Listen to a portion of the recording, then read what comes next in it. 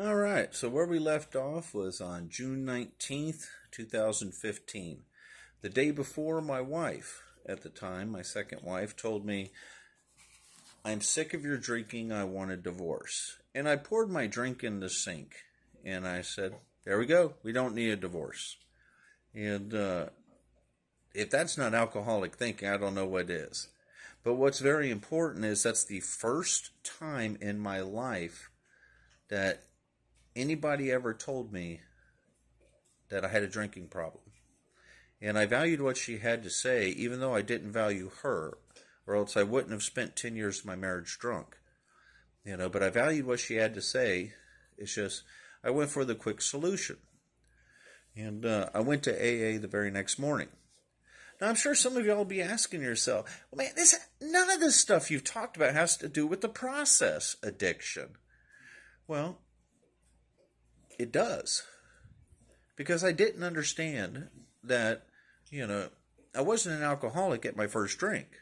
I had to grow that. I had to learn stuff through it. This time it'll be different. Oh, I'll handle it this time. I can control this. And it refers to in the big book how, we grow our addiction. We tried it. Ooh, I like the way this makes me feel. I can still stop. I just now started. I had to build it. And so, parallel with that is I had to grow my addiction to AA. Now, we've talked about inside the class where we've talked about the oxytocin and the dopamine. I would imagine that throughout those adventures that I had before with my brief stints with recovery was that the oxytocin wasn't worth it. I was getting much more benefit and escapism in the feelings from the dopamine. So I pursued that, and I pursued it hard and heavy, and it always got worse. The more I did it, the worse it got. In part of my story, that's the same way that AA and recovery worked for me. It started off, I didn't know about it. I didn't want to know about it, but I was willing to experiment, until I finally became a full-blown process addictor. Now, you're probably going to say, okay, I'll give you that, but, it's still not the process. On page 25, in the chapter, There's a Solution, which is something everybody likes to hear, at a paragraph that begins in italics, there is a solution. Wow, they're doubling down on the same page. It says, almost none of us like the self-searching and leveling of our pride, the confession of shortcomings which the process requires for its successful consummation. In order for me to become fully addicted to this recovery crap, I've got to do this crap. And that's the way I felt. I didn't want to do all this for the longest time. 23 years. And then I was put in the position where I can't keep going like this, and there's got to be another way. It says in how it works, it talks about readiness and willingness. I'm a firm believer. Nobody's ready for this crap of recovery when they first get in. They're scared. They're petrified. Especially reading a sentence like that. I've got to confess my shortcomings. I don't even know what that means, but I certainly don't like it. I've got to go through the fire, and I don't want to. And the first step. What is the principle behind the first step is honesty. And that's something that I did not like at all.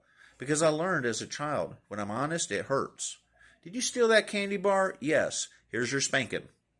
Next time I steal the candy bar, did you steal that candy bar? Oh, no. I found it.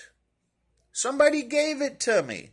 I was willing to do anything but be honest because I knew that honesty was going to hurt me. But it says the process requires for its successful consummation. The substitution is I had to do this stuff. So I wasn't ready, but at least I was willing to do it. And so I had to grow into this over time.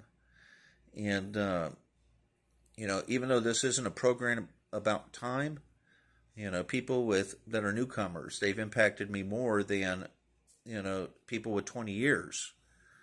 The newcomer's the most important person in the room. So clearly this is not about time. It's about effort, work, energy, determination, integrity, honesty, open-mindedness, willingness. Not open-minded and readiness. So at this point I was beaten to willingness. I was willing to pick up a new drug of recovery. I was willing to turn away from dopamine and try this new oxytocin. And I committed to making meetings daily. That was first and foremost. I was committed to get a big book and read it. Not just a page or two, but read it. I was searching inside this book for everything that would show me me. It's kind of like with the addict of chemicals and outside stimulus, is that, I wanted more, and I kept on wanting more. How do I get more? And each time I would get something more, it would be a victory. I'd pat myself on the back because I'm awesome, and then I wanted more. I could not stop learning about this stuff. And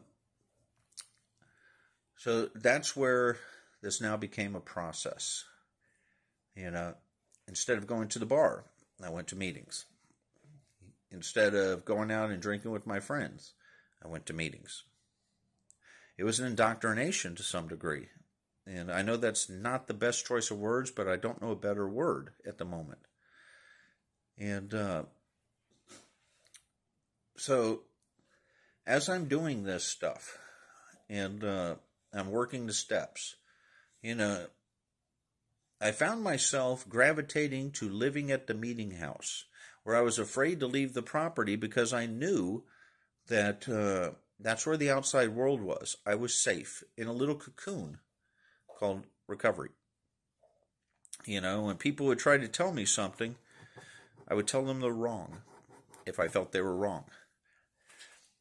I stood my ground. And to some degree, I think I became a bit of an asshole. And because I was refusing to believe that there was a possibility that there was a different way of looking at stuff. And I did that throughout my chemical addiction. So being that horse thief that was sober, I'm still doing the same behaviors. Those I had not figured out how to get rid of. And so all I did was change the location. Now, throughout the past 8 years, I've been growing and learning new skills. We call them spiritual tools, but they're skills, they're traits, characteristics, really whatever you want to call them. Coping mechanisms that are now coping with stuff. But I still hold on to the old ideas that, it's okay to be, indignant righteously because I have good reason. They did me wrong. And not realizing that, I was still doing that. And then when it came to me that that's what I was doing, well, I didn't like that either. And so it was a gradual process that I had to learn to let go of this stuff. And I had to start seeing things differently, because deep down inside, I believed there was a God, and I worked hard to build a relationship with God, but I still had those old feelings about God. And the purpose of the big book, it says it on 3 pages, is you will come to rely on God. But I'm still addicted to recovery. So that became a problem.